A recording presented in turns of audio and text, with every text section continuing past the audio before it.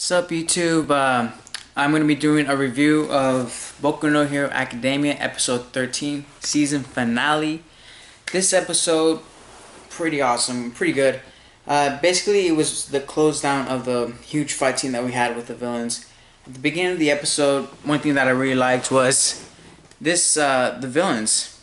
They're pretty clever, actually. Like, he was holding one of the students hostages. And you could tell one of the other students, she was trying to sneak attack him, but he was able to tell. First, she tries to sweet talk him or try to stall, but he immediately notices like she's trying to trick him. So this villain, and even like the side villains, they're not like cliche villains that get stuck in a monologue and they'll tell their whole backstory, and then might get changed, or they give up, or they run away. They don't get outsmarted. You actually have to beat them with cunning, smarts. You have to defeat them. No mercy here. That's what I like about Boku no Hero Academia. In this 13th episode, season finale, that was the first part I liked. Another thing too is from the last episode we left off on All Might beating Nomu, and then in this episode we continue off of that. So he defeats Nomu and he looks pretty damn impressive. He looks very intimidating to the other villains. So he uses that to his advantage by trying to bluff his way out of it, because he is at his limit. He's at his limit after fighting Nomu, because a couple episodes back he was doing a bunch of other hero work. So all this power that he had here against Nomu was like, that was the end of it. So he's trying to bluff. He's trying to hold his stance here. And they mentioned in the episode that he couldn't even move. If he moved one more, he would lose his form, and then that'd give him away. He's done. They'd attack him. So we got Tomuru and we got his partner who are thinking about attacking him.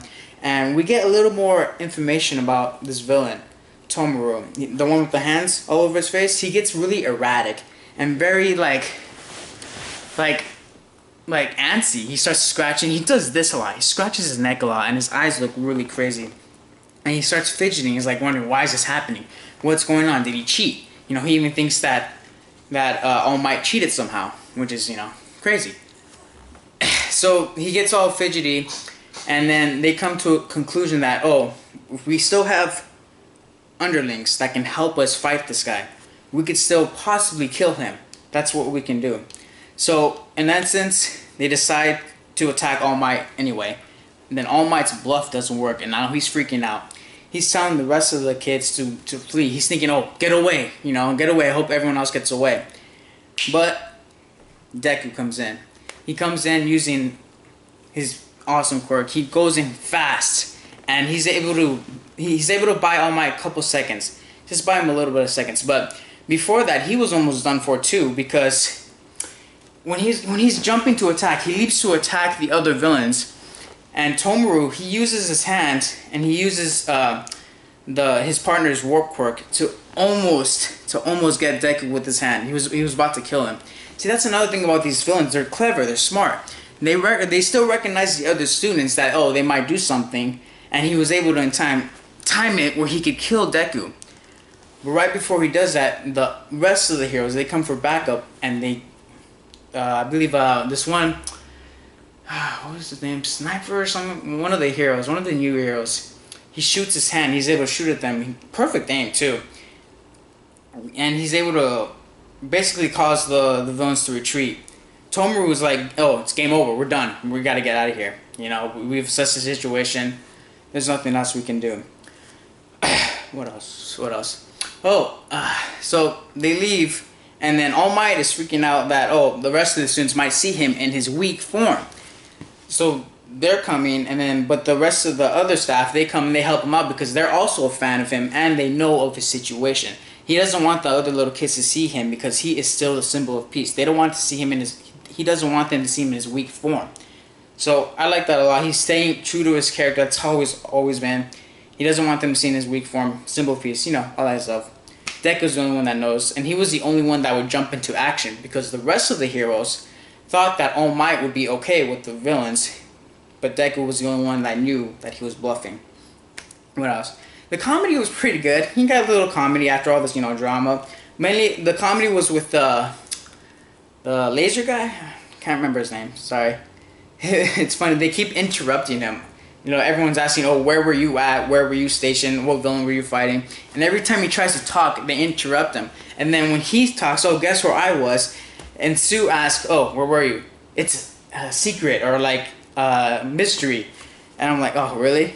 So that was, you know, some good comedy, a good laugh. Little guy, they got a gag going for him. What else was good? Every other hero, they seem to be doing fine. They're good. Oh, another thing I want to talk about is Nomu. That guy is strong and powerful. So initially you probably think, did he have a quirk? What was his quirk? Someone that was able to nullify All Might's power and ability.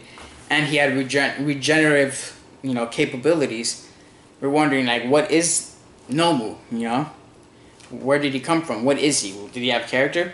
So in the previous episode, when he went flying and they found him, at the end of this episode, they tied him up. They realized he doesn't give any responses, doesn't listen to any orders or opinions, doesn't talk. So initially, now we figured out he only responds to Tomuru. So I wonder, like, what is this dude? Like, how is he so powerful? Where did he come from? You know, interesting about Nomu.